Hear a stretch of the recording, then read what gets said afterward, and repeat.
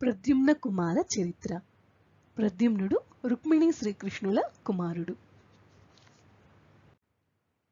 పరీక్షిత్ మహారాజు రుక్మిణీ కళ్యాణం జరిగిన తరువాత వివరములను తెలుపమని అడుగగా సుఖమహర్షి ఈ విధంగా చెప్పాడు. పరమేశ్వరుని కంటి మంటలలో బూడిదైన మన్మథుడు తరువాత ఈశ్వరుణ్ణి తన దేహం కోసం ప్రార్థించి రుక్మిణీ కృష్ణులకు విష్ణుమూర్తి అపరావతారం అనేటట్లుగా ఉద్భవించాడు. అతనే ప్రద్యుమ్నుడు.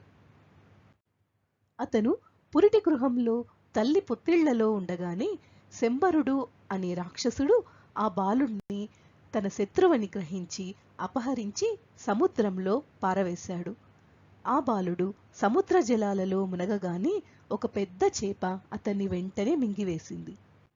సముద్రం వద్దకు వలలతో జాలరులు వేటకు వెళ్ళగా ఆ పెద్ద చేపను కూడా తీసుకొని వచ్చారు.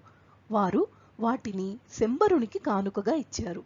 శంబరుడు ఆ చేపలను వండి తెమ్మని వంటశాలకు పంపగా వంటవారు ఆ చేప కడుపును కోయగా చంద్రబింబంతో సమానమైన ముఖంతో ఒక బాలుడు కనిపించాడు.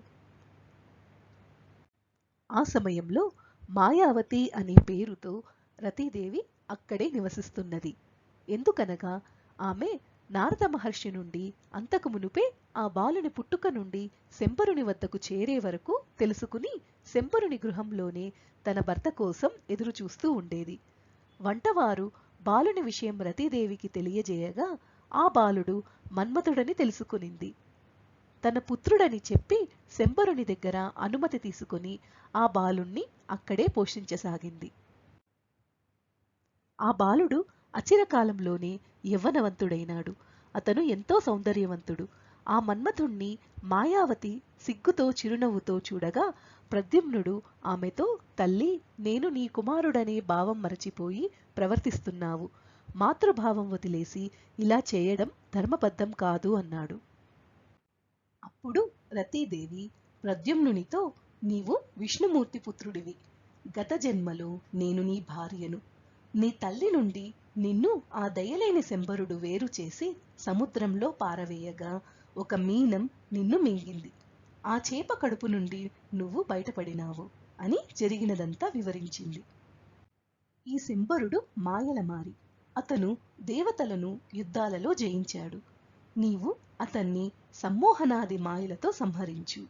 ఆ శంబరుడు నీ తల్లి నుండి నిన్ను వేరు చేయగా లేగదూడను కోల్పోయిన ఆవులాగా నీ కోసం ఎంతగానో దుఃఖించి ఉంటుంది అని చెప్పి ప్రద్యుమ్నునికి సర్వశత్రువుల మాయలను మాయం చేసి మహామాయ అనే విద్యను ఉపదేశించింది. ఈ విధంగా మాయాయుద్ధ ప్రవీణుడైన ప్రద్యుమ్నుడు కవచమును ధరించి ధనుర్బాణములను చేతపట్టి మనోహరమైన వస్త్రాలంకారణతో దానవసేనా సమూహంతో విలసిల్లుతున్న శంబరుణ్ణి, ఓ రాక్షస, ఆనాడు నన్ను సముద్రంలో పారవేశావు, ఈనాడు నిన్ను యుద్ధ సముద్రంలో పడవేస్తాను, వేగంగా అని పిలిచాడు. అప్పుడు శంబరుడు విజృంభించి పిడుగుపడినట్లు కఠోరంగా గర్జిస్తూ తన గదాదండంతో ప్రద్యుమ్నుణ్ణి దాడి చేయగా ప్రద్యుమ్నుడు కూడా తన గదతో ఆ రాక్షస గదను భగ్నం చేసి రాక్షసులు భయం చెందేట్లుగా ఆ రాక్షసుణ్ణి తన గదతో కొట్టాడు. అప్పుడు శంబరుడు పూర్వం తనకు మయుడు నేర్పిన రాక్షస మాయతో ఆకాశంలోకి ఎగిరి ప్రద్యుమ్నుడిపై బాణాల వర్షం కురిపించాడు. ప్రద్యుమ్నుడు అందుకు ఓర్చుకొని సర్వమాయలను నశింపచేయగల సాత్విక మాయ అనే విద్యను ప్రయోగించి శంబరుని శరవర్షాన్ని ఆపగలిగాడు. మళ్లీ శంబరుడు ఎన్నో పిశాచ మాయలను ప్రదర్శించగా ఆ మాయలన్నింటినీ ప్రద్యుమ్నుడు తప్పించుకున్నాడు. శ్రీకృష్ణుని కుమారుడైన ప్రద్యుమ్నుడు యమధర్మరాజులాగా భయంకర రూపము ధరించి పదునైన తన ఖడ్గంతో శంబరుని శిరస్సును ఖండించాడు. కిరీట కుండలాలతో కూడిన ఆ శిరస్సు నేలరాలింది. అప్పుడు దేవతలు శంబరుణ్ణి నిందిస్తూ ప్రద్యుమ్నుని ధైర్యాన్ని అభినందిస్తూ ఆనందంతో పూలవాన కురిపించారు. శంబరుణ్ణి సంహరించి శోభిస్తున్న ప్రద్యుమ్నుణ్ణి తీసుకుని రతీదేవి ఆకాశ మార్గంలో ద్వారకానగరం చేరింది. రతీదేవి ప్రద్యుమ్నుడు మెరుపు తీగతో ఉన్న మేఘంతో శోభిస్తూ ఆకాశం నుండి దిగి స్త్రీలు నివసించే మేడ దగ్గరకు చేరారు. మేఘవర్ణం లాంటి నీలవర్ణం, ఆజానుబాహువులు, చంద్రుని పోలిన ముఖము, నల్లని ఉంగరాల ముంగురులు, పచ్చని వస్త్రం, విశాల వక్షస్థలం, సన్నని నడుము, కలువరేకుల వంటి కన్నులు, మృదువైన చిరునవ్వు గల ప్రద్యుమ్నుడిని అక్కడ స్త్రీలు ఏమరపాటుగా చూసి శ్రీకృష్ణుడని భ్రమించి అక్కడక్కడే దాగి ఉన్నారు. ప్రద్యుమ్నుని చూసి కొందరు స్త్రీలు శ్రీకృష్ణుడే అని అనగా, మరికొందరు స్త్రీలు శ్రీకృష్ణునిలో ఇతనిలోని కొన్ని లక్షణాలు లేవని అన్నారు. ఇంకా కొందరు ఈ విషయం తెలుసుకుందామని గుంపులు గుంపులుగా చేరారు. శ్రీకృష్ణుడే అని కొంత దూరం వెళ్లి శ్రీకృష్ణుడిలా ఉన్నాడే కాని శ్రీకృష్ణుడు కాదని కొందరు భావించి ఆ ద్వారకా నగర స్త్రీలు శ్రీకృష్ణుని కుమారుడైన ప్రద్యుమ్నుణ్ణి సమీపించారు.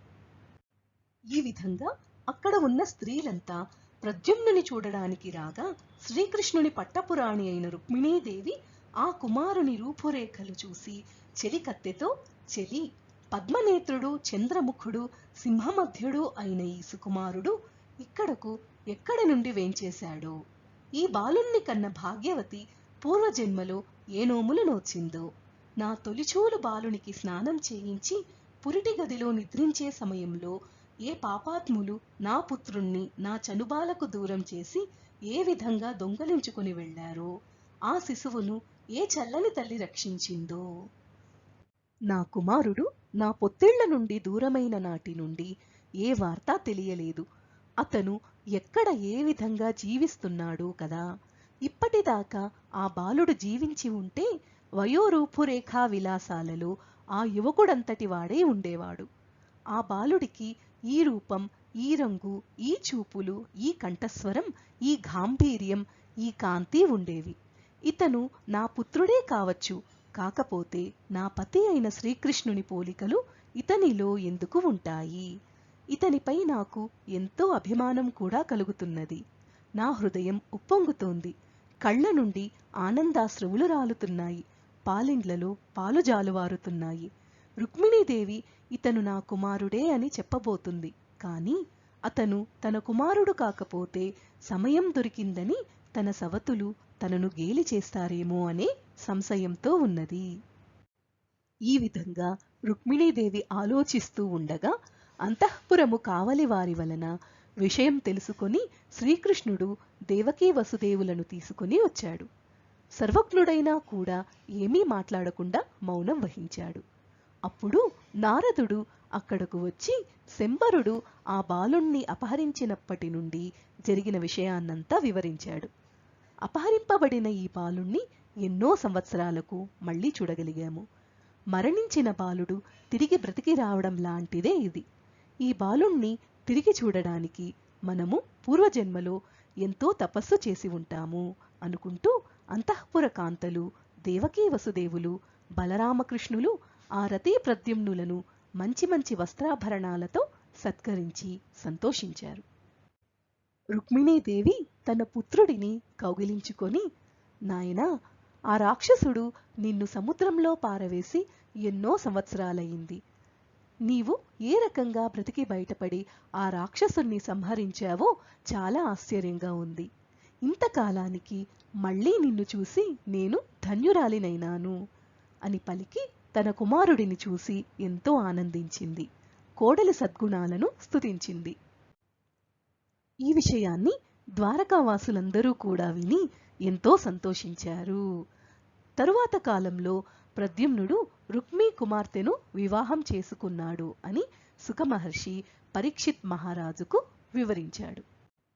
అది విన్న పరీక్షితుడు సుఖమహర్షితో, అలనాడు శ్రీకృష్ణునితో జరిగిన యుద్ధంలో రుక్మి కృష్ణుని చేత అవమానం పొంది శ్రీకృష్ణునిపై పగ తీర్చుకోవాలనుకున్నాడు కదా. అటువంటి వాడు తన శత్రువు కుమారునికి తన కుమార్తెతో ఏ విధంగా వివాహం జరిపించాడు తెలియజేయండి అని అడిగాడు. ఓ రాజేంద్ర, రుక్మి శ్రీకృష్ణుని వలన పొందిన అవమానానికి మనసులో ఎంతో బాధపడుతూనే ఉన్నాడు. అయినా తాను చేసిన ప్రయత్నం ఫలించకపోవడంతో ఆ విదర్భరాజు తన చెల్లెలిపై గల అభిమానంతో మేనల్లుడికి తన కుమార్తెను ఇచ్చి వివాహం చేశాడు. ఆ వివరాలను తెలియజేస్తాను, విను. రుక్మి తన కుమార్తె అయిన రుక్మవతి స్వయంవరానికి రాజకుమారులందరినీ ఆహ్వానించాడు. ఆ వార్త విని ప్రద్యుమ్నుడు సంతోషించాడు. వరమణిభూషణాల కాంతులతో శోభిస్తున్న రమణీయమైన రథాన్ని అధిరోహించి యదుకుల సింహకిశోరమైన ప్రద్యుమ్నుడు రుక్మవతిని వివాహమాడాలనే కోరికతో తన మేనమామ పట్టణానికి వెళ్ళాడు. అప్పటికే రాజులంతా స్వయంవరానికి విచ్చేశారు. ఆ రాజకుమారులపై తీవ్రమైన బాణ సమూహాన్ని ప్రయోగించి తన పరాక్రమాన్ని ప్రదర్శించాడు ప్రద్యుమ్నుడు. ఆ రాకుమారులు ధైర్యం కోల్పోయి భయంతో పారిపోగా ప్రద్యుమ్నుడు రుక్మవతిని తన నగరానికి తీసుకొని వచ్చాడు. తరువాత ఆమెను పరిణయమాడి సంతోషంగా జీవించసాగాడు.